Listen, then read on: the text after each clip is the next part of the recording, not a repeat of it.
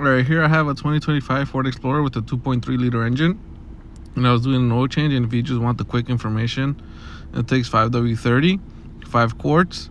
The drain plug is 15 millimeter. The drain plug torque is 20 foot-pounds, and then down there's the OEM number for the oil filter if you need that. The rest of the video is just showing where everything is and how to reset the oil life if you want to see that. Here at the top you got the oil fill cap and the dipstick right next to it, so it's very easy on this one. And then at the bottom here you got this cover.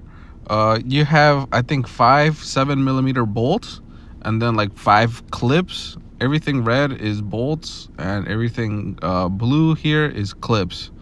All right, and then when you remove your cover, there's your oil filter next to the drain plug.